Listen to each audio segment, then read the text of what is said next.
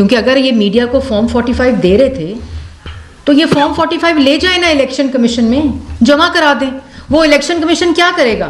وہ اس کو اصلی فارم 45 کے ساتھ کمپیئر کرے گا. اگر وہ جعلی فارم 45 ہے تو وہ یہی کہے گا کہ یہ جعلی فارم 45 ہے. اور اگر آپ کو پھر بھی پرابلم ہے تو اس کی اور فورمز موجود ہیں. آپ اس کا فورینزک کرا لیں دونوں کا, آپ اس کی ڈیٹیل لے لیں, آپ اس کو مزید ایویڈنس پہ لے جائیں. لیکن آؤ امریکہ میری مدد کرو. وہ امریکہ جو سازش کر کے تمہیں جس نے باہر نکالا, ایبسلیوٹلی ناٹ کہتے ہم غلام نہیں ہیں, ہم پتہ نہیں تم مطلب یہ لوگ ملک دشمنی کر رہے ہیں. یہ لوگ ملک, اور میں تمام پارٹیز کے کو بھی یہ کہنا چاہتی ہوں کہ یہ ایک دہشت گردوں کا گروہ ہے, سیاسی دہشت گردوں کا. یہ ملک دشمنی کر رہے, اس کا جو ساتھ دے گا, مطلب رات کو کھڑے ہوتے ہیں تو کہتے ہیں کسی اور کیفیت میں ہوتے ہیں تو کہتے ہیں 180 سیٹیں جیت گئے, صبح وہ 150 ہو جاتی ہیں, شام تک وہ 120 ہو جاتی ہیں, جو 92 93 کے اوپر. ہم نے 2018 میں پنجاب میں 132 سیٹس جیتی تھی. 130. ہم اپوزیشن میں بیٹھے تھے, انہوں نے ہمیں گورنمنٹ نہیں بنانے دی تھی, انہوں نے الائز کے ساتھ مل کر گورنمنٹ بنائی تھی. ہم نے اکثریت لی, 132 سیٹس لی تھی. ہم نے کہا تھا ملک, RTS جب بیٹھا تھا ہمارا مینڈیٹ چوری ہوا تھا, ہم نے یادگاروں کے مجسمے اکھاڑ کے بے حرمتیاں شروع کر دی تھیں, آگے لگانی شروع کر دی تھی, گلے پکڑ لیے تھے ججز کے. ہم پارلیمنٹ میں بیٹھے تھے, ہم نے اپنے تمام اعتراض الیکشن کمیشن میں لے کر گئے تھے, احتجاج کیا تھا, جو کہ سیاسی احتجاج کا طریقہ ہوتا ہے. ہم نے کون سی کوئی پٹاری کھول کے امریکہ کو کہا تھا آؤ میں ہماری مدد کرو. مگر یہ امریکن ایجنٹس ہیں, یہ ایجنٹس ہیں غیر ملکی جہاں سے فورن فنڈنگ آتی رہی. ان کو کیا جواب دیں گے اگر پرفارمنس نہ دکھائی تو؟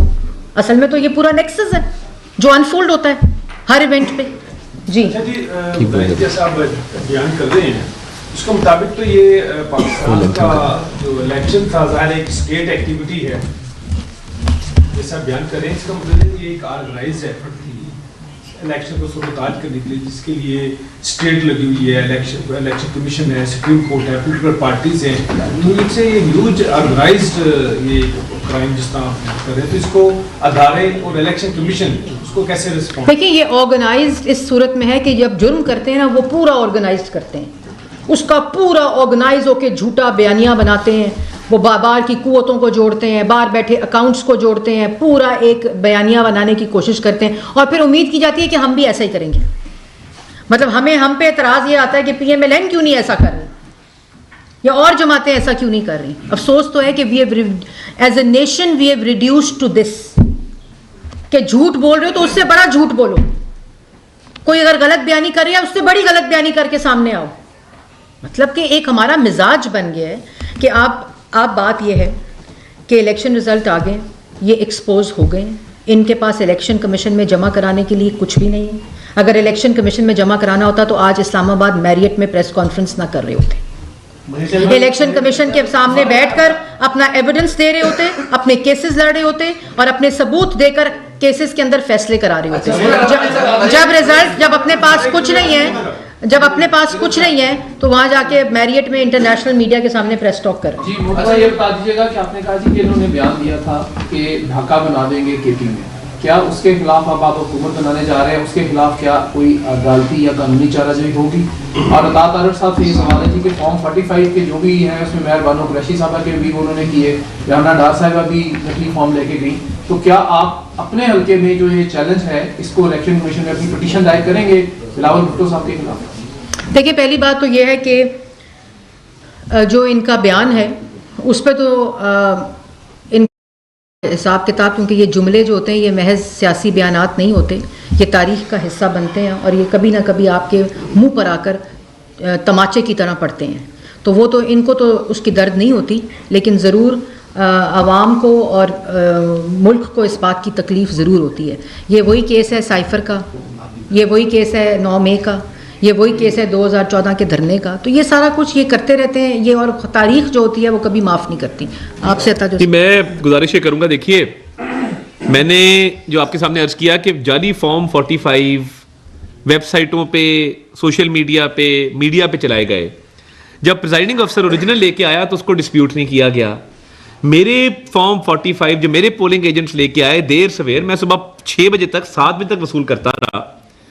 تو وہی فارم 45 مجھے کہیں سے کوئی اطلاع نہیں آئی کوئی جھگڑے کی, کوئی لڑائی کی, کوئی خدا نخواستہ کوئی لا اینڈ آرڈر کی سچویشن کی. 337 پولنگ اسٹیشن تھے, پرامن الیکشن ہوا ہے, کہیں پتا بھی نہیں ہلا. میں 150 پولنگ اسٹیشن میں خود پھرا ہوں. ہاں ریکاؤنٹ جب ہو رہا تھا اندر اس پہ جھگڑا یا آپس میں تلخ کلامی ضرور ہوتی ہے, مگر میں تو مطمئن ہوں نتیجے سے, کیونکہ نتیجہ جو ویب سائٹ پہ بھی اپلوڈ کیا گیا ہے, جو فارم 45 کے تحت بنایا گیا ہے, وہ بالکل ٹھیک ہے. اور جو انہوں نے ڈیجیٹل میڈیا پہ اور الیکٹرانک میڈیا پہ جعلی رزلٹ چلایا اسکرین شاٹس کی بیس کے اوپر, اس کو چیلنج کرنے کی ضرورت ہی نہیں ہے.